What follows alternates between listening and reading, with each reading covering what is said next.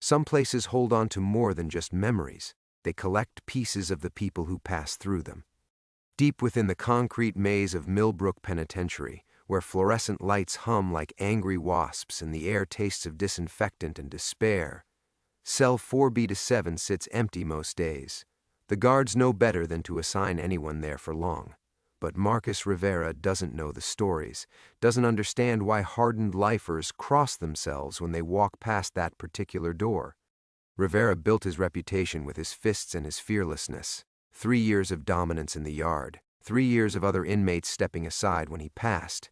He thought claiming Mike Tyson's former cell would cement his legend, prove he belonged among boxing's elite.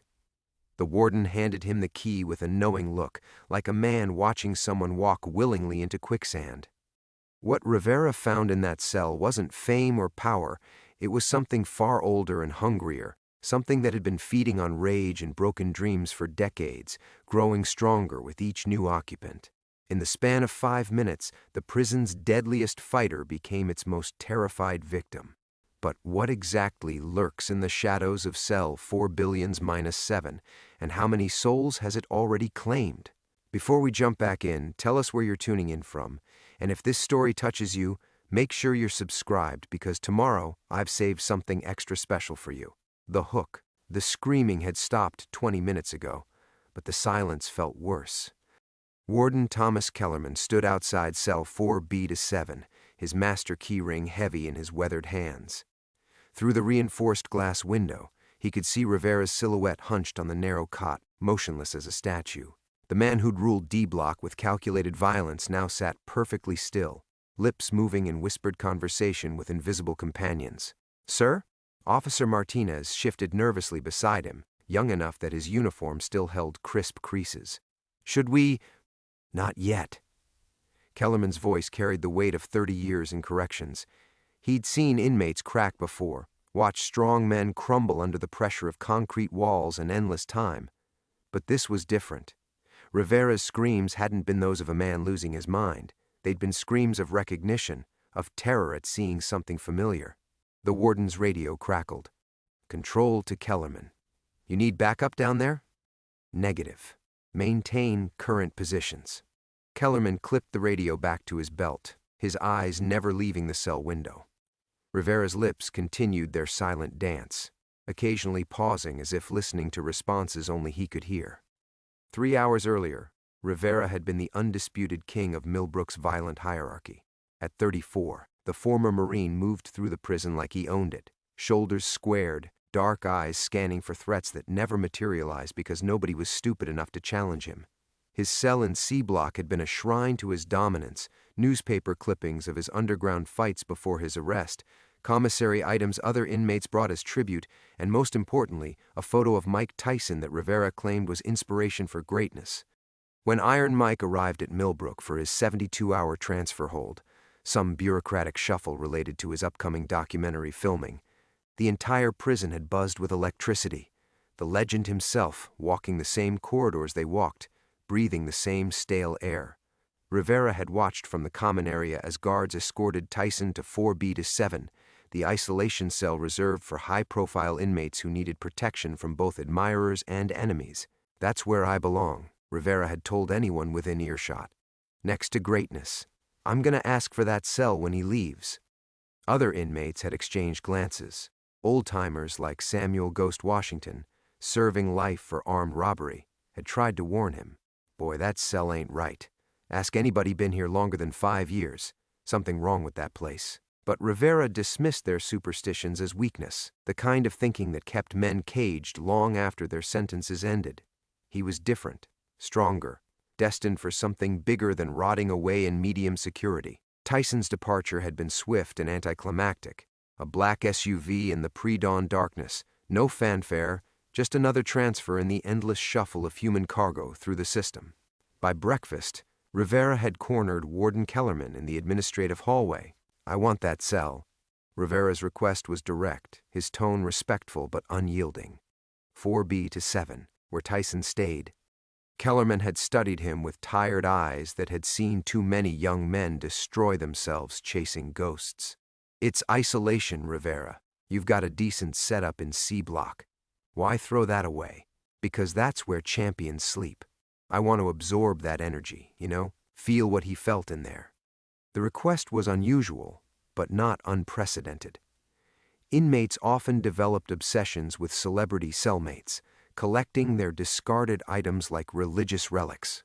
Kellerman had almost refused. Something about Rivera's intensity unsettled him, but the man had maintained exemplary behavior for 3 years. One night in isolation wasn't unreasonable. 24 hours, Kellerman had agreed. Cell inspection first, then transfer after lunch count. Rivera's smile had been triumphant, predatory. Appreciate it, Warden. Now, watching Rivera's catatonic form through the reinforced glass, Kellerman wondered if he'd just signed a death warrant. The inspection had revealed nothing unusual. Standard isolation cell, 8 by 10 feet, steel toilet and sink combo, narrow cot with thin mattress.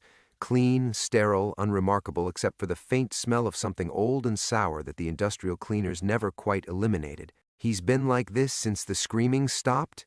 Kellerman asked Martinez. "Yes, sir. Just sitting there whispering. Sometimes he laughs, but it doesn't sound like him. Sounds..." Martinez struggled for words. "Sounds like someone else laughing through his mouth." A chill crawled up Kellerman's spine.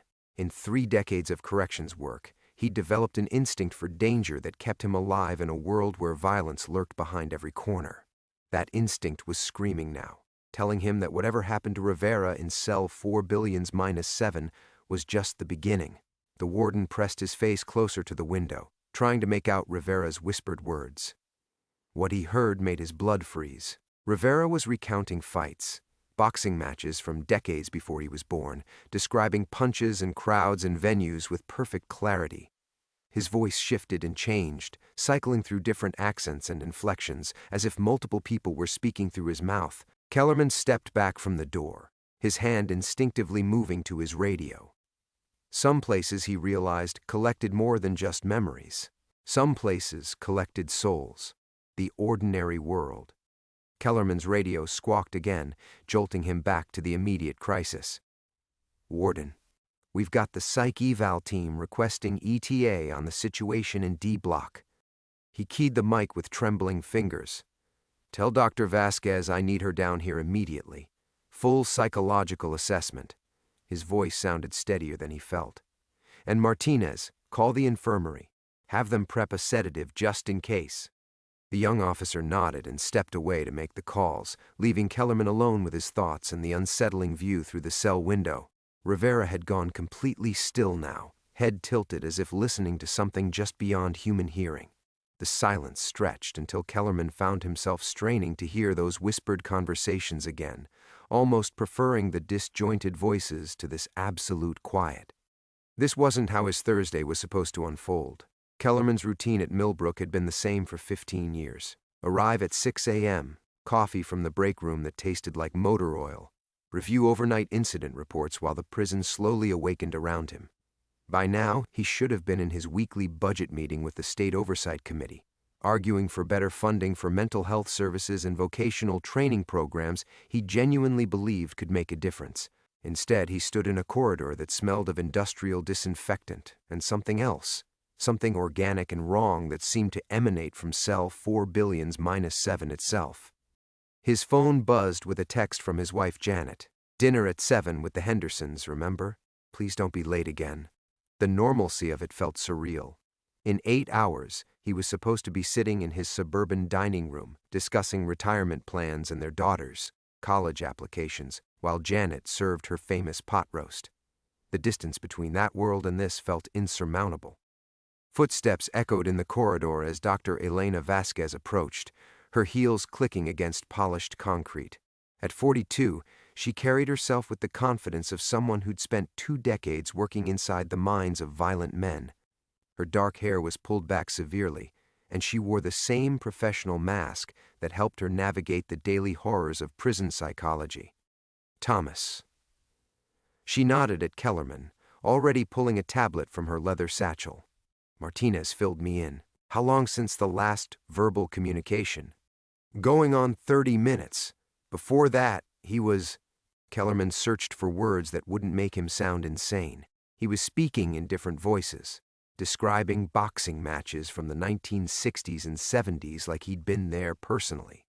Dr. Vasquez had worked at Millbrook for 8 years, long enough to build relationships that transcended the typical doctor-patient boundaries. She knew these men, their histories, their triggers, their desperate attempts to maintain dignity in a system designed to strip it away. Rivera had been one of her success stories, actually, weekly sessions for anger management that had resulted in genuine progress. The man who'd arrived 3 years ago ready to fight the world had slowly transformed into someone who read philosophy books and talked about starting a veterans support group when he got out. Has he eaten today?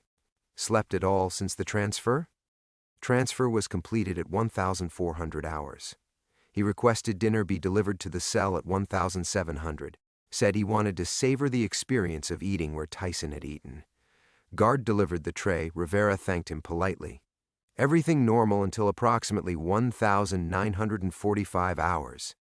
Dr. Vasquez made notes on her tablet, but Kellerman caught her glancing toward the cell window with something that looked like recognition. Elena, have you had other cases in 4B to 7? Psychological breaks, I mean? She paused, stylus hovering over the screen.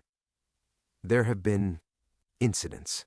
Nothing this severe, but inmates requesting transfers out after a night or two. Complaints about nightmares, voices, feelings of being watched. I've always attributed it to the isolation.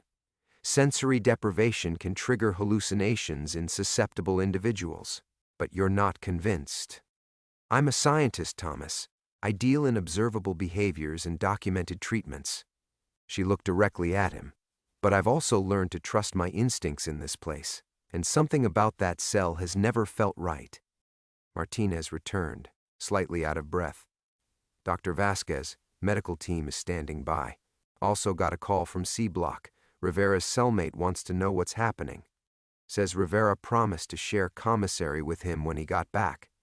The mention of Rivera's ordinary life, his relationships, his small kindnesses, his plans for tomorrow, hit Kellerman unexpectedly hard. Just yesterday, Rivera had been mentoring a young inmate named Rodriguez, teaching him chess and helping him prepare for his GED exam. He'd submitted a formal request to join the prison's veteran support group and had been saving money to send his sister a birthday card. Now he sat motionless in a cell that seemed to devour personalities whole, reduced to a vessel for voices that belonged to dead men. Dr. Vasquez approached the cell window, her clinical demeanor firmly in place. Marcus, it's Dr. Vasquez. Can you hear me? Rivera's head turned slowly toward the sound, and when his eyes met hers through the reinforced glass, Kellerman saw her step back involuntarily. The eyes looking back weren't Rivera's anymore. The call to adventure. Jesus Christ, Dr. Vasquez whispered, her professional composure cracking for the first time since Kellerman had known her. She pressed closer to the reinforced glass, studying Rivera's face with the intensity of a scientist examining a specimen that defied classification. Marcus, I need you to focus on my voice. Can you tell me where you are right now? Rivera's mouth opened, but the voice that emerged carried a thick Brooklyn accent that had never belonged to the soft-spoken Marine from Phoenix. Doc says I got brain damage from the Douglas fight, but I know what I seen in that corner. Cuss was there, telling me to slip the jab like he taught me when I was 12. His head tilted, listening to something beyond their perception. You hear him too, don't you, soldier boy? Dr. Vasquez stepped back from the window, her face pale. She'd spent 8 years documenting every detail of Rivera's psychological profile, his measured speech patterns, his careful articulation despite minimal formal education, the way he unconsciously shifted into military bearing when stressed. This wasn't a psychological break she was witnessing. This was something else entirely. Thomas, I need to see his file. Complete psychological history, medical records, everything. Her voice had taken on an urgent edge. And I need to know about every inmate who's occupied that cell in the last 5 years. Before Kellerman could respond, the lights in D Block corridor flickered, casting momentary shadows that seemed to move independently of their sources. The temperature dropped noticeably, their breath becoming visible in small puffs. Rivera began speaking again, but now his voice had shifted to something older, more gravelly. They don't understand what happens in the square circle, kid. All that rage, all that pain, It's got to go somewhere when the bell rings. Sometimes it finds places to hide, waits for the right moment to come crawling back out. Dr. Vasquez grabbed Kellerman's arm. I've read about cases like this in psychiatric literature. Environmental psychosis, cellular memory phenomena. There are documented instances of locations retaining psychic imprints, especially places where extreme emotional trauma has occurred repeatedly. She was speaking rapidly, as if trying to convince herself as much as him. But I never thought, the research is mostly theoretical. You're saying the cell is haunted? Martinez had returned, standing just close enough to hear but far enough away to bolt if necessary. I'm saying there might be a psychological explanation for what appears to be paranormal activity. Dr. Vasquez pulled up files on her tablet, scrolling frantically. Marcus has been obsessed with Tyson for years. It's possible that being in the same space triggered a severe dissociative episode, allowing his subconscious to access information he'd absorbed about boxing history and... Rivera's laughter cut through her explanation like a blade. It wasn't one voice laughing, but several, layering over each other in a cacophony that made all three observers take involuntary steps backward. When the laughter stopped, Rivera stood up from his cot for the first time since the screaming had ended. Dr. Lady thinks she's got it all figured out, he said, his voice cycling through different tones and accents with each word. But some things can't be explained in your books. Some places collect pieces of everyone who passes through. Pain sticks to the walls. Fear soaks into the concrete, and after enough years, he pressed his face against the window, his eyes completely black in the fluorescent lighting. After enough years, those pieces start talking to each other. Dr. Vasquez's tablet slipped from her hands, clattering to the floor. Her years of training, her carefully constructed understanding of human psychology, suddenly felt inadequate against what she was witnessing. Every rational explanation she'd been formulating crumbled as she stared into Rivera's transformed face. Kellerman's radio crackled to life. "Warden, we're getting reports of disturbances throughout the facility. Inmates in C Block are reporting nightmares, and we've had 3 separate fights break out in the last 10 minutes. Whatever's happening in D Block, it's affecting the whole population." The warden looked at Dr. Vasquez, seeing his own fear reflected in her eyes.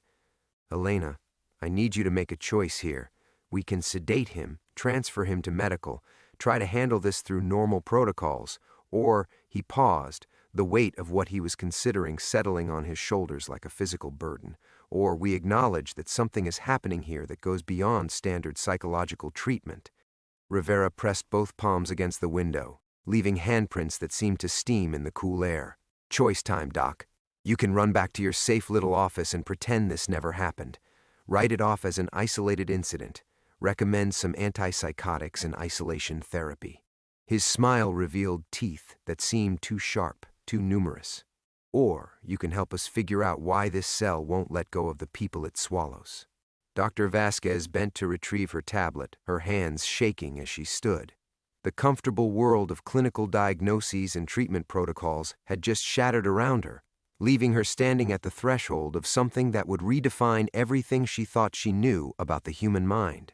The choice was hers, and whatever she decided would determine not just Rivera's fate, but the fate of everyone trapped within Millbrook's walls.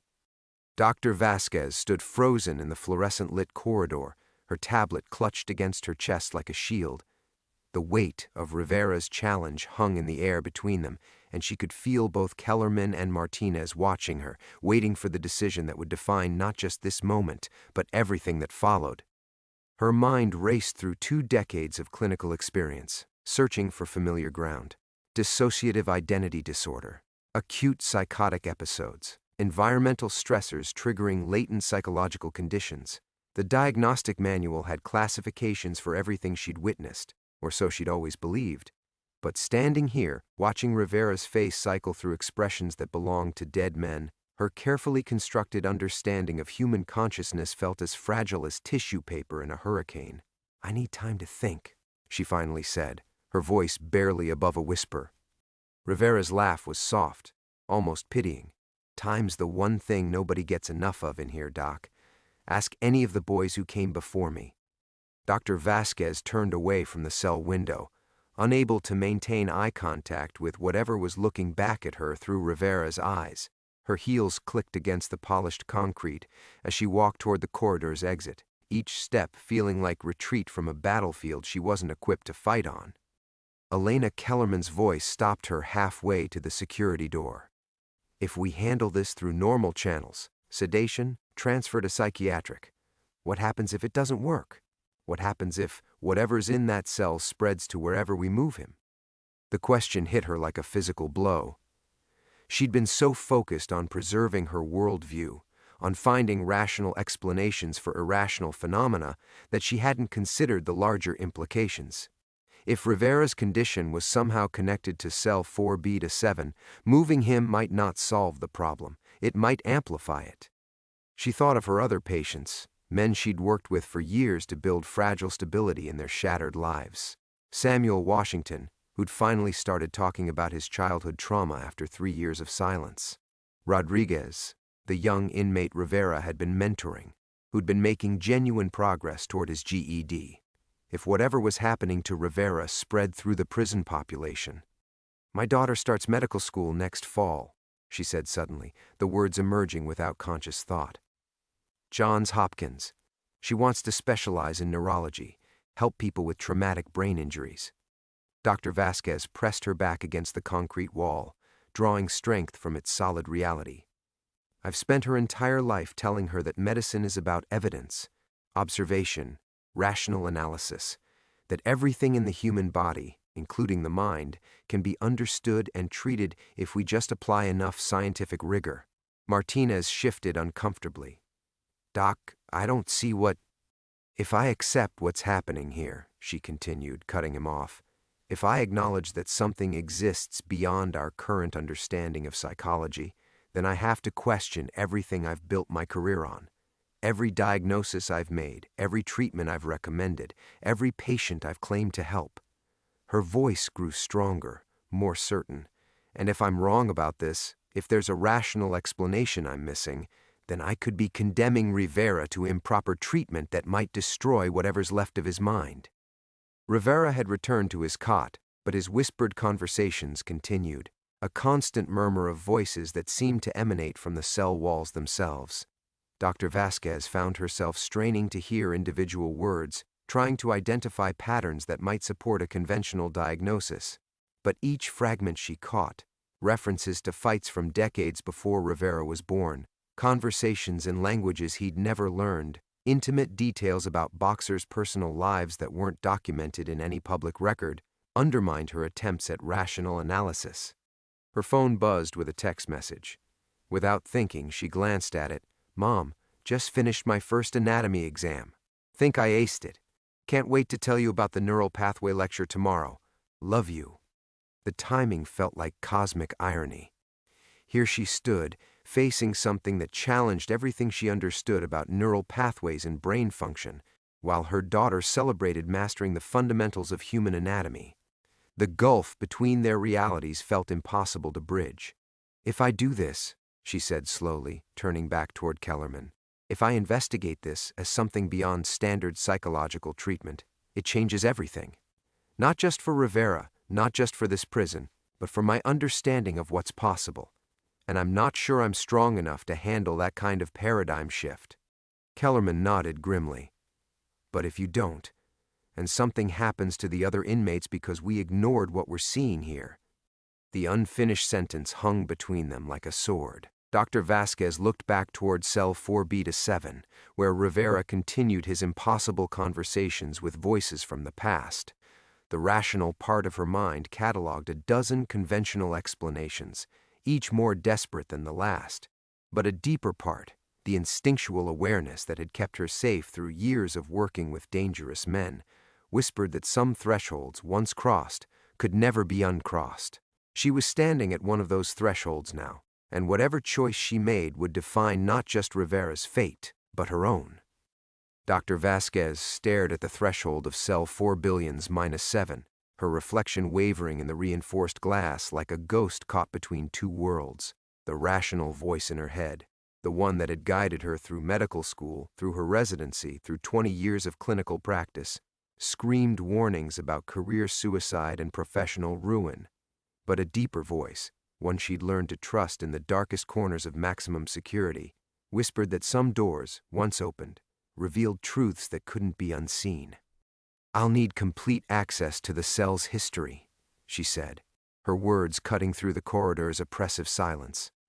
"Not just incident reports, everything. Maintenance logs, temperature readings, any unusual occurrences reported by guards or cleaning staff." She turned to face Kellerman, and he saw something fundamental shift in her posture. The careful professional distance she'd maintained was crumbling, replaced by the fierce determination of someone who'd decided to follow evidence wherever it led. "And I want to interview every inmate who's ever occupied that cell, starting with the most recent."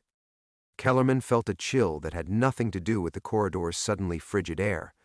"Elena, some of those inmates, they're not available for interviews anymore." "What do you mean?" 3 suicides in the last 18 months, 2 transfers to psychiatric facilities after complete mental breakdowns, 1 death from what the coroner called massive cardiac arrest, though the inmate was 26 years old with no history of heart problems. Kellerman's voice dropped to barely above a whisper. The heart attack victim was found in his new cell 3 days after being moved out of 4B to 7. He'd carved the words, "They won't stop talking," into his arm with a plastic spoon. Dr. Vasquez closed her eyes, feeling the last of her rational resistance collapse like a dam giving way to flood waters. In accepting this investigation, she was abandoning everything she'd been taught about the boundaries between science and superstition, between treatable mental illness and phenomena that existed beyond medical understanding. Her career, her reputation, her carefully constructed identity as a rational healer of broken minds, all of it would be sacrificed on the altar of pursuing an impossible truth. But Rivera's face appeared in her mind, not as it looked now with those alien expressions and borrowed voices, but as she'd known him during their sessions. The gentle man who'd wept when describing his sister's struggle with addiction. The veteran who'd carried guilt for surviving battles that claimed his squad mates. The human being who'd fought so hard to rebuild himself after violence had torn his life apart. She owed him more than conventional treatment. She owed him the courage to follow the evidence, no matter how terrifying the destination. "I want a cot moved into the observation room," she said, her voice gaining strength with each word. "I'm staying here tonight. If Rivera's experiencing some kind of psychological episode triggered by environmental factors, I need to observe the full cycle of symptoms." Martinez shifted nervously. "Doc, regulations don't allow—" "Fuck the regulations," Dr. Vasquez snapped, surprising herself with the vehemence of her response. "A man's mind is disintegrating in front of us, and we're worried about paperwork?"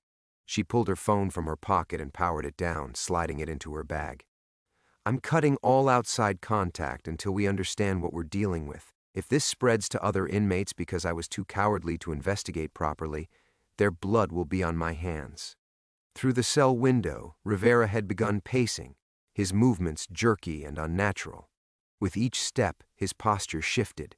Now the predatory prowl of a caged fighter, now the shuffling gait of an old man, now the measured stride of someone much taller than Rivera's compact frame.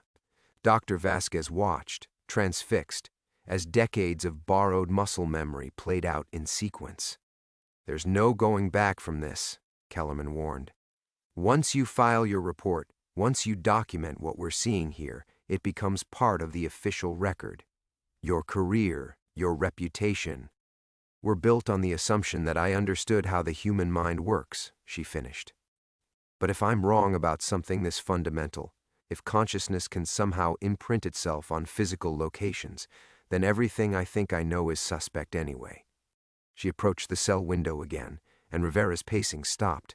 When he looked at her this time, she didn't flinch from whatever intelligence burned behind his borrowed eyes. "I'm going to help you," she said to Rivera, her words carrying the weight of an oath.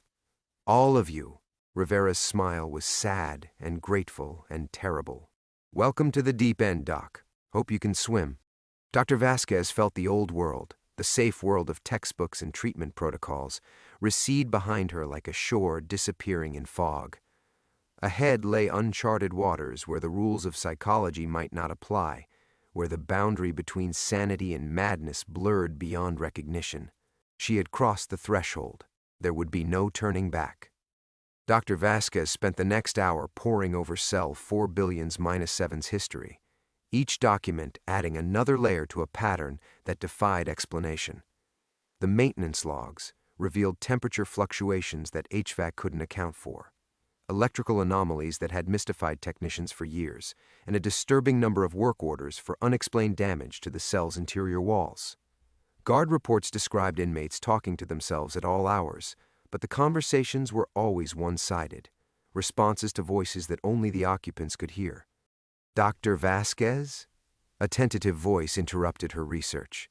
She looked up to find a young correctional officer standing in the observation room doorway, his face pale with anxiety. "I'm Officer Chen. I worked nights when some of the previous inmates were in that cell. Warden Kellerman said you might want to talk to me." She gestured to a folding chair that had been brought in with her makeshift sleeping arrangements. "Tell me what you observed." Chen glanced nervously toward cell 4B-7, where Rivera sat motionless on his cot, lips moving in silent conversation. It always started the same way.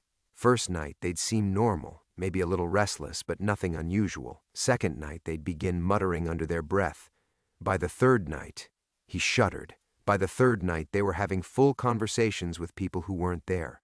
And the weird thing was, they knew details about this place from before they arrived.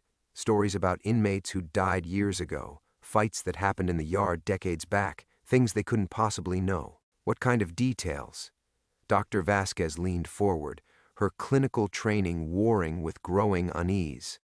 "Tommy Martinez, not our Martinez, but an inmate from the 80s. He killed himself in the showers after spending 2 weeks in 4B-7. The guy who was in there last year, Jackson, he described Tommy's suicide note word for word. Problem was, that note was sealed in administrative files. Jackson had no access to it, no way of knowing what it said." Chen's voice dropped, but he recited it like he'd written it himself.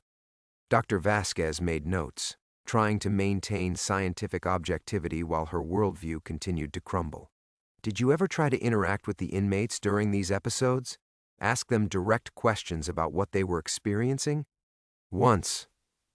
Chen's Adam's apple bobbed as he swallowed hard. "Guy named Williams about 8 months ago. He was talking to someone he called Crusher, describing some fight from the 70s. I looked it up later. There really was a boxer nicknamed Crusher who trained at a gym in Newark, died of an overdose in 1974. Williams grew up in California, never been to New Jersey." He paused, gathering courage. "When I asked Williams who he was talking to, he turned and looked at me with these dead eyes and said, 'Crusher wants to know why you don't visit your father anymore.'" The words hit Dr. Vasquez like a physical blow. "What?" "My dad's been in a nursing home for 3 years. Alzheimer's. I hadn't seen him in 2 months because I couldn't handle watching him fade away."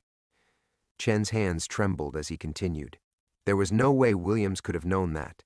But when he said it, it was in my father's voice, the voice from before the disease took his words away." Dr. Vasquez set down her pen, no longer pretending to maintain clinical detachment. The implications were staggering. If the cell somehow retained not just memories, but active consciousness from its former occupants, if those fragments of personality could access information beyond their original experiences. A soft knock interrupted her spiraling thoughts. Father Miguel Santana, the prison chaplain, peered around the doorframe. His weathered face bore the calm authority of someone who'd ministered to violent men for decades, but his eyes held a wariness that spoke of recent revelations. "Doctor, I apologize for the intrusion. Warden Kellerman suggested we should speak." The priest entered slowly, his presence bringing an unexpected sense of stability to the chaotic atmosphere. "I've been conducting last rites and counseling sessions in this facility for 15 years. In my experience, there are energies that conventional medicine struggles to address." Dr. Vasquez bristled instinctively. "Father, I appreciate your perspective, but I'm looking for scientific explanations, not religious ones." Father Santana's smile was gentle but knowing. "Science and faith aren't always opposing forces, Doctor. Sometimes they're different languages describing the same truth." He approached the cell window, making the sign of the cross as Rivera's whispered conversations grew more agitated. "I've performed 3 exorcisms in this facility, not because I believed in demonic possession, but because sometimes the ritual of blessing and cleansing has psychological benefits that transcend religious belief. And did they work? Despite herself, Dr. Vasquez found herself genuinely curious about his answer. Temporarily. Father Santana's expression darkened. But the disturbances always returned. Whatever inhabits that cell isn't evil in the traditional sense, it's wounded. Layers upon layers of human pain compressed into a space too small to contain it all. He turned to face her directly. You're going to need help navigating this, doctor, and not all help comes from medical textbooks. Dr. Vasquez felt the unlikely alliance forming around her, a nervous guard with supernatural experiences, a chaplain who'd witnessed inexplicable phenomena, and her own shattered certainty about the nature of human consciousness. The rules of this new world were becoming clear. Conventional approaches would fail, and survival would require accepting help from sources she'd never considered credible. Rivera's voice suddenly rose from the cell. Doc's got herself a team now. Good. You're going to need all the help you can get for what's coming. Dr. Vasquez felt the blood drain from her face as Rivera's words echoed through the observation room. She turned slowly to face the cell window, where Rivera sat with his back to them, still engaged in his impossible conversations. There was no way he could have seen Father Santana's arrival or overheard their discussion through the reinforced walls. How did he? She began, but Father Santana placed a calming hand on her shoulder. They know things, the priest said quietly. All of them do, eventually. The boundaries between past and present, between individual consciousness and collective memory, they blur in that space. Officer Chen shifted uncomfortably in his chair. Doc, maybe we should consider moving Rivera to a different cell. If this is some kind of environmental trigger? No. Dr. Vasquez's response surprised her with its firmness. Moving him now could make things worse. We don't know if the phenomenon is tied to the physical space or if it's already taken hold of his consciousness. Separating him from the source might cause a complete psychological fracture. She moved closer to the cell window, studying Rivera's profile. His lips moved in animated conversation, occasionally nodding or shaking his head in response to unheard voices. But now she noticed something else, his hands. They moved in subtle patterns, sometimes forming fists in classic boxing stances she recognized from studying fight footage, sometimes gesturing in ways that seemed foreign to his usual mannerisms. I need to go in there, she announced, the words tumbling out before her rational mind could stop them. Absolutely not. Warden Kellerman's voice cut through the room like a blade. She turned to find him standing in the doorway, his face flushed with alarm. Elena, you're talking about entering the cell of a maximum security inmate who's experiencing a severe psychological episode. It's completely against protocol. Protocol isn't helping him, she shot back, feeling the weight of her decision settling around her like armor. Every minute we stand out here debating procedure, Rivera slips further away from himself. If there's any chance of bringing him back, I need to understand what he's experiencing firsthand. Father Santana stepped forward. I'll go with her. As chaplain, I have authorization for private counseling sessions, even in isolation cells. Miguel, you can't be serious. John, I've been in that cell before, during the other incidents. The priest's voice carried decades of authority. Whatever's happening to Rivera, it responds to direct human contact, not medical intervention from a distance, not observation through windows, actual presence. Dr. Vasquez felt her heart racing as the reality of what she was proposing sank in. Everything in her training screamed warnings about personal safety, professional boundaries, proper therapeutic distance. But Rivera's earlier words echoed in her mind. You're going to need all the help you can get for what's coming. What was coming? And why did she sense that their window of opportunity was rapidly closing? If I do this, she said, addressing Kellerman directly, I need your word that you won't interfere unless there's immediate physical danger. No guards rushing in because they hear raised voices or unusual sounds. Rivera trusts me. That relationship might be the only anchor keeping him connected to reality. Kellerman's jaw worked silently for several seconds. She could see him weighing her request against years of security protocols, administrative liability, and genuine concern for her safety. Finally, he nodded grimly. 30 minutes maximum. Officer Martinez will monitor from the corridor, and at first sign of violence, we're pulling you out. Dr. Vasquez turned back toward the cell, where Rivera had gone silent. He sat perfectly still on his cot, hands folded in his lap, but she could feel the intensity of his attention like heat radiating through the reinforced glass. When he finally turned to look at her, she was startled to see tears streaming down his face. "He's scared," Rivera said in a voice that wasn't quite his own, younger, more vulnerable. "Marcus is scared, and he can't find his way back to himself. All these voices, all these memories that aren't his, they're drowning him." The words hit Dr. Vasquez like a physical blow. In that moment, she understood that Rivera wasn't just experiencing some kind of psychotic break. He was still in there, somewhere beneath the layers of borrowed consciousness, fighting to surface but losing ground with each passing hour. "I'm coming in, Marcus," she called through the intercom. "You don't have to face this alone." Father Santana moved to stand beside her, and she drew unexpected comfort from his presence. The unlikely partnership felt right somehow, as if the crisis demanded resources beyond any single discipline's scope. As they prepared to cross the threshold into cell 4B-7, Dr. Vasquez caught her reflection one final time in the window's surface. The woman staring back looked older, more careworn, but also more determined than she'd ever seen herself. Whatever awaited them in that cramped space would either destroy her understanding of human consciousness or expand it beyond recognition. Either way, there was no turning back now. The key turned in the lock with a sound like breaking bones. Dr. Vasquez felt her hands shake as Officer Martinez stepped back, his face grim with the weight of what they were attempting. The heavy steel door swung open with a groan that seemed to echo from some deeper place than the hinges themselves. The air that rushed out of cell 4B-7 hit her like a physical presence, thick, oppressive, carrying the metallic tang of old violence and something else she couldn't name. Sweat that had dried decades ago, blood that had long since been scrubbed from the walls. The accumulated weight of human suffering compressed into 8 feet by 10 feet of concrete and steel. Rivera didn't look up as they entered. He remained seated on his cot, but his entire body trembled with barely contained energy, muscles coiled as if preparing for a fight that existed only in borrowed memory. His lips moved in rapid, silent conversation, occasionally punctuated by soft grunts of pain or sharp intakes of breath, as though he were absorbing invisible blows. "Marcus?" Dr. Vasquez kept her voice gentle, professional, even as every instinct screamed at her to retreat.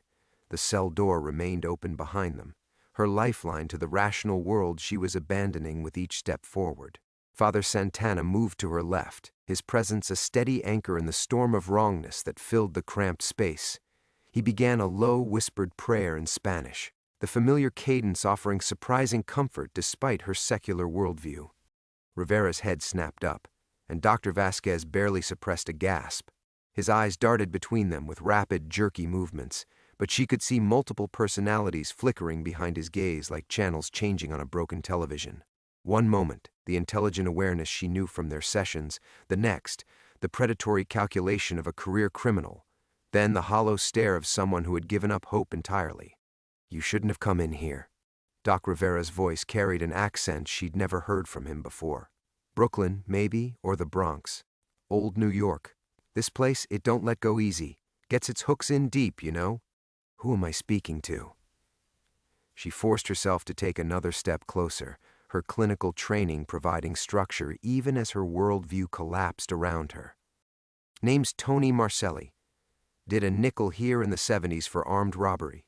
Rivera's posture shifted, shoulders rolling back in swagger that belonged to someone else entirely. "Caught a shiv in the yard on my last week. Bled out right here on this cot while the screws took their sweet time getting medical."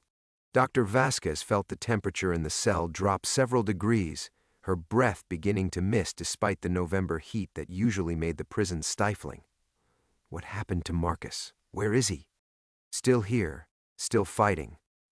The voice changed again, younger now, with the carefully modulated tone of someone educated beyond his circumstances. "But he's drowning in all of us. Every rage, every fear, every moment of despair that ever filled this space, it's all crashing down on him at once." Father Santana stepped forward, his prayer growing stronger. In the name of Christ, I call upon you to release this man. His soul is not yours to claim. Rivera laughed, but the sound came from multiple throats, a horrible harmony of voices that had never spoken together in life. This ain't about claiming souls, Padre. This is about remembering.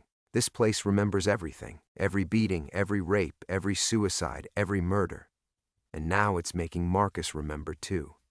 The walls seemed to press closer, and Dr. Vasquez realized with growing horror that the oppressive feeling wasn't psychological. The cell was physically smaller than it should have been. The corners had darkened beyond what the overhead lighting could account for, as if shadow itself had gained substance and weight. Marcus, if you can hear me, I need you to focus on my voice. She knelt beside the cot, bringing herself to Rivera's eye level despite every survival instinct screaming against the proximity. Remember our sessions? Remember talking about your sister Maria, about your time in Afghanistan, about wanting to change your life? Those memories are yours. Hold on to them. Rivera's body convulsed, his face cycling through expressions of agony as competing consciousness fought for control. When he spoke again, it was in his own voice, strained and desperate. Elena, help me. They won't stop showing me things. Murders I didn't commit, fights I never fought, deaths I never died. I can feel myself disappearing. You're not disappearing. You're still you. She reached out instinctively to touch his hand, and the moment their skin made contact, the world exploded. Suddenly, she was inside the memories, experiencing decades of violence and despair from the perspective of every man who had ever occupied this cell. She felt the impact of fists against faces, the cold bite of improvised weapons, the crushing weight of hopelessness that drove men to take their own lives rather than endure another day. But underneath it all, she felt Marcus Rivera, clinging to fragments of his own identity like a drowning man grasping debris in a hurricane. The ordeal had truly begun. The cascade of borrowed memories hit Dr. Vasquez like a freight train made of human suffering. Through Rivera's eyes, she experienced the final moments of Tommy Martinez as he fashioned a noose from bedsheets, his despair so complete it felt like drowning in black tar. She felt the rage of Crusher Williams as he pummeled a rival boxer in 1973, knuckles splitting against bone and cartilage, the needle sliding into Tony Marcelli's neck in the prison yard, steel parting flesh with surgical precision while guards looked the other way. Each death, each moment of violence, each fragment of shattered humanity crashed through her consciousness in rapid succession. But worse than the individual tragedies was the collective weight. Decades of accumulated anguish compressed into a psychic maelstrom that threatened to tear her apart from the inside. She tried to pull her hand away from Rivera's, to break the connection that was flooding her mind with experiences no single person was meant to endure, but her fingers wouldn't respond. The cell itself seemed to be holding them together, forcing her to witness every atrocity it had absorbed. Elena! Father Santana's voice cut through the chaos, but it sounded distant, echoing from the far end of a tunnel. Fight it! Those memories aren't yours. She could see the priest through a haze of overlapping visions, his mouth moving in urgent prayer, but the words were being swallowed by the roar of accumulated rage that filled the space between them. The shadows in the corners had spread across the walls now, reaching toward them with tendrils that felt sickeningly alive. Deep within the storm of borrowed consciousness, she felt Rivera's presence growing fainter. He was losing the battle, his own memories being systematically overwritten by the experiences of the dead. She watched helplessly as his recollections of Afghanistan were replaced by a Korean War veteran's nightmares from the 50s. His sister Maria's face morphed into the features of strangers, mothers and wives and daughters mourned by men who had died in this cell across 5 decades. No, the thought formed with desperate clarity. This is not how it ends. Drawing on reserves of strength she didn't know she possessed, Dr. Vasquez pushed back against the torrent of alien memories. She focused on Rivera's voice during their first session, the careful way he'd spoken about wanting to change, the genuine regret in his eyes when he'd mentioned the people he'd hurt. Those moments belonged to him alone. They were real, authentic, untainted by the psychological residue that poisoned this space. Marcus, remember the Marines, she called out, her voice somehow cutting through the psychic interference. Remember taking the oath. Remember serving your country. For a moment, the cascade of borrowed memories faltered. She felt Rivera's consciousness surge toward her words like a drowning man reaching for a lifeline. But then the cell's accumulated malevolence pushed back harder, flooding both their minds with images of military violence so brutal and immediate that she tasted blood that wasn't her own. The plan was falling apart. Everything she'd believed about human psychology, about the boundaries between individual consciousness and environment, about the fundamental nature of memory itself, all of it crumbling like sand in her mental fingers. She wasn't saving Rivera, she was being pulled down with him into an abyss of collective suffering that would consume them both. Through her fragmenting awareness, she heard commotion in the corridor outside, voices shouting orders, boots running on concrete, the static crackle of radio communications. But the sounds seemed to come from another world entirely, separated from the hell she now inhabited by walls thicker than mere steel and concrete. "I'm losing him," she gasped, the words torn from her throat by forces beyond her control. "I'm losing myself." Rivera's body convulsed beside her, his face cycling through expressions that belonged to dead men. When he spoke, his voice carried the flat accent of a Depression-era gangster. "Too late for both of you now, lady. This place don't give up its ghosts easy." The shadows reached the ceiling now, converging overhead like fingers closing around them. Dr. Vasquez felt her professional objectivity, her scientific training, her very sense of self beginning to dissolve in the face of phenomena that rendered her expertise meaningless. She was just another consciousness to be absorbed, another voice to join the choir of the damned. In that moment of ultimate despair, she understood the true horror of cell 4 billions minus 7. It wasn't simply that the space retained memories, it was that those memories were hungry. They fed on new consciousness, growing stronger with each fresh mind they consumed. Rivera hadn't been experiencing the past, he'd been recruited into it, and now she was following him down into the same psychic quicksand. Father Santana's prayers grew more desperate, but even his faith seemed to be wavering against the accumulated weight of human evil that pressed down on them like a collapsing building. The cell door remained open, but it might as well have been sealed behind a wall of impenetrable darkness. They were trapped, and the feast had only just begun.